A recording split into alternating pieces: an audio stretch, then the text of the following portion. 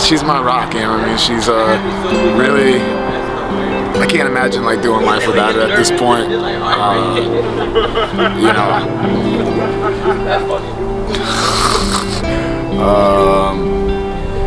you know, she's out of my league in about every category. You know what I'm saying? She looks better than me. She's smarter than me. Not as athletic, but you know that doesn't really matter that much. You know what I'm saying? On top of that, she's just my everything. You know what I mean? It's hard to, you know, come up for words to really adequately describe what she means to me. You know what I mean? I can just keep on giving superlatives, and they'd all be true. You know what I'm saying? She's beautiful, smart, funny. She can be charming. We can have deep intellectual conversations. You know, I can keep on going on and on. You know, she cooks. You know what I mean? She's a very clean person. She's very considerate, very caring, passionate. She's like a bunch of good things wrapped up. You know, sugar and spice and everything nice is all stirred up in a pot. So yeah. So Kayla, when you see this, I love you. You're the best. And I'm so happy that we're getting married. I get to spend the rest of my life with you.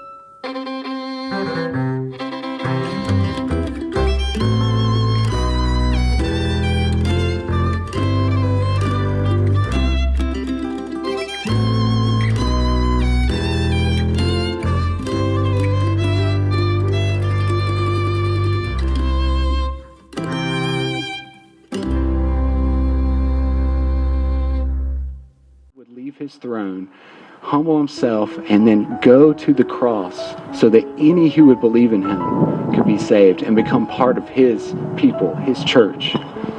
So every marriage is pointing forward to this. What you're seeing today and the rest of their lives together is going to be a picture of that beautiful love of Christ and his church. And so the question is, how does someone live out? How can someone possibly live out and point to that? And I think Paul tells us a little bit of that answer here. He says, husbands, love your wives as yourself, and wives, love your husbands and respect them. And so I'm gonna talk just briefly to both of you here, just to encourage you of what that could look like and as you walk out this marriage today. So first, Brian, I'll start with you.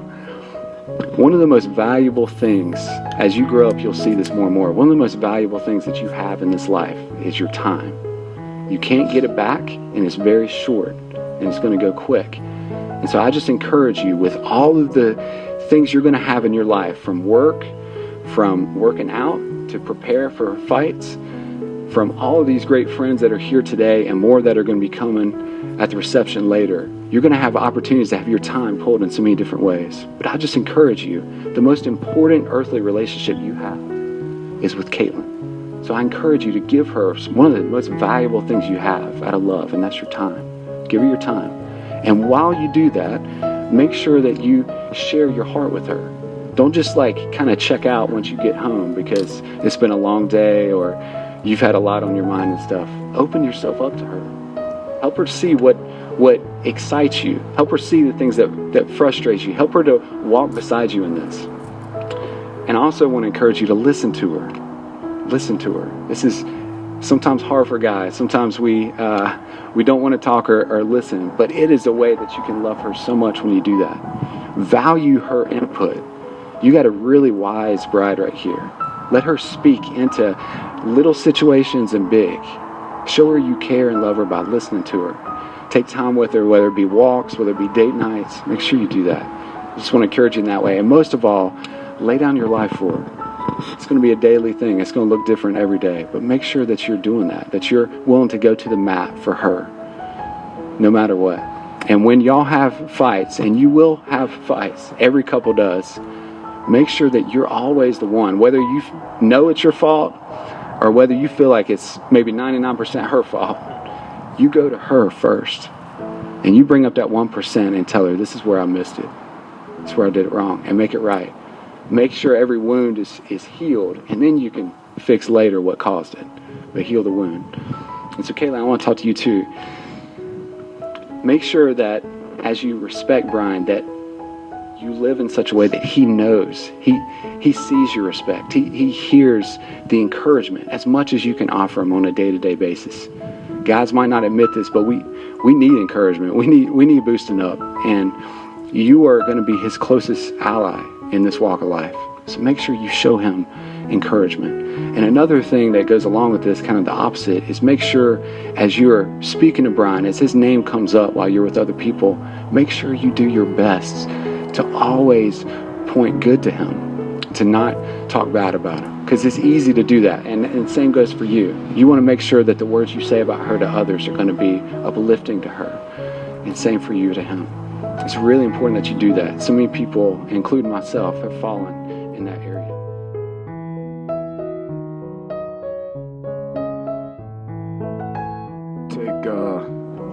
Take you, Caitlin, to be my beloved wife.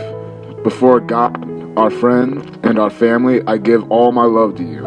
I promise to stay and endure life with you and you alone, to suppress any skepticisms and doubts, always believing in the best of your thoughts and intentions, to put your interest above my own, and to always grasp onto you like the treasure you are, to be your best friend, adorishing you and cherishing you, how fortunate I am to be able to live life with you, and to continuously point towards the sufficiency and supremacy of Christ by God's grace and in constant dependence on Him. I vow these things to you for better or for worse, for richer or for poorer, in sickness and in health, as long as we both shall live.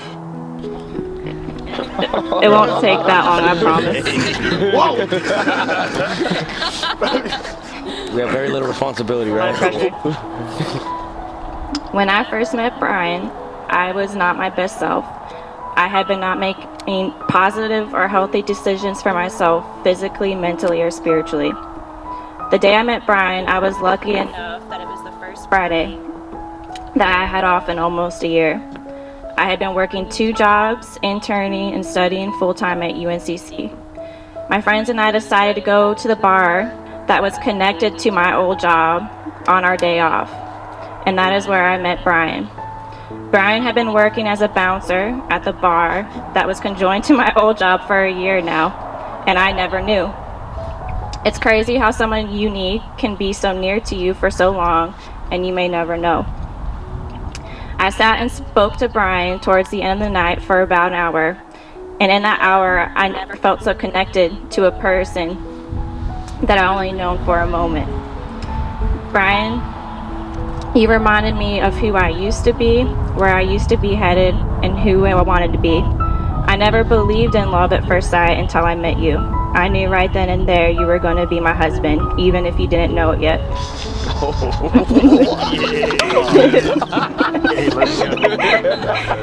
However, I couldn't help but be critical of myself because I knew I was not who you needed or who was good for you.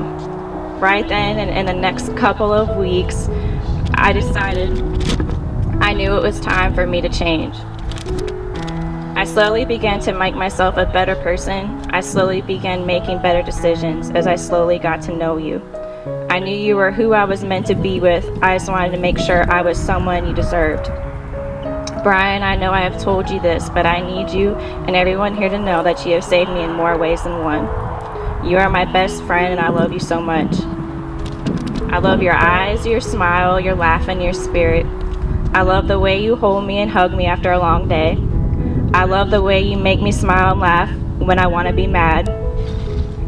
I love the way you dance when you're cooking ground beef. And I love Hey, he don't do that dance too. and I love the way you sing and somehow know the lyrics to every song. And I love our late night 7-Eleven food runs. I love the way you support me, encourage me, and love me when I'm not always lovable. Thank you for choosing me to be your ground beef and 7-Eleven snack buddy for the rest of our lives.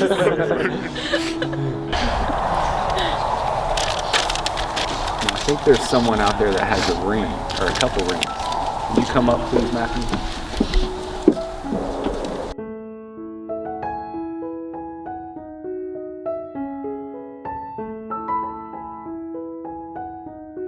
You're so handsome.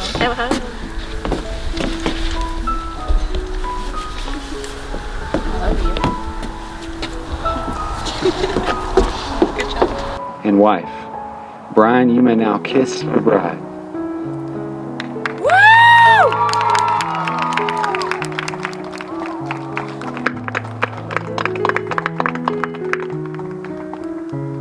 I'm going to do a blessing, and then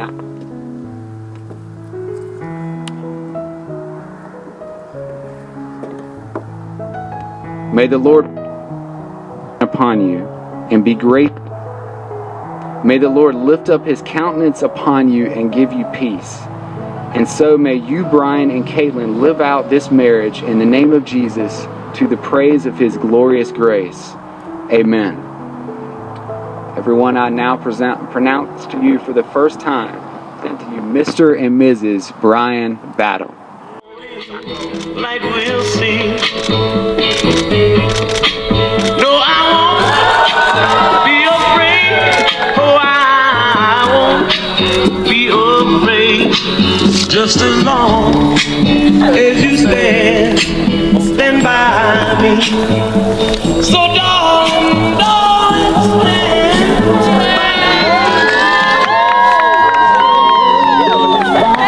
me.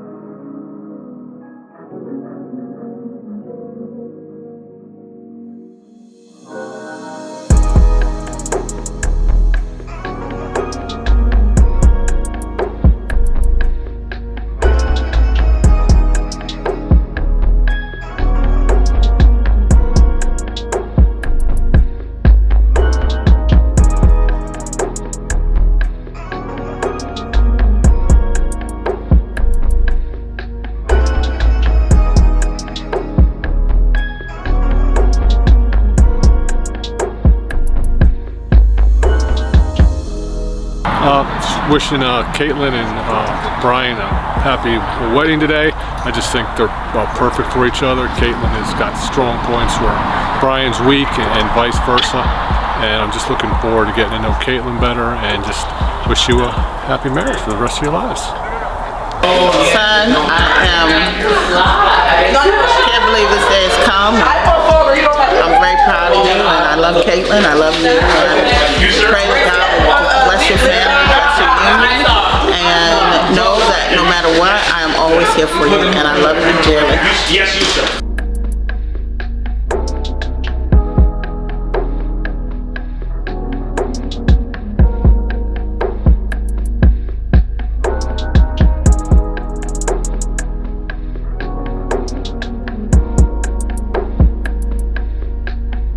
I just want to say to Brian and my new sister Caitlin that I am extremely happy for you. I ask that God ordain your marriage and keep you happy, healthy, and blessed. And I'm just excited to see what our future brings. And I welcome you, Caitlin, into our family, the Battles.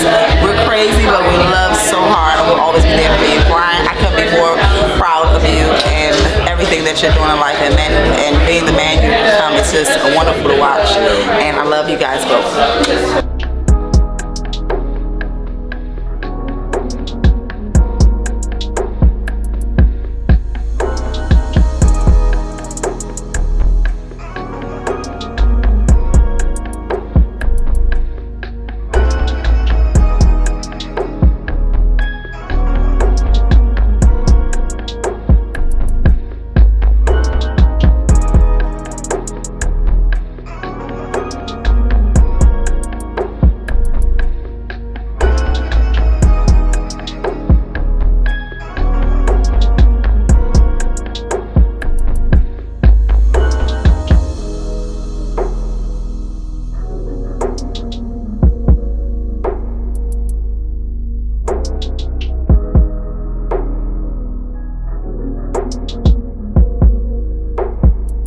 Caitlin. Mom and I really hope that you and Brian have many happy years ahead of you and everything works out well. I will tell you though, I'm disappointed you were late for your own wedding. Goodness gracious, child, we taught you better than that. But have a good evening. Bye-bye. Queen with Brian and Caitlin, I wish you many years of happiness, love, grandchildren, and keep on cooking that ground beef.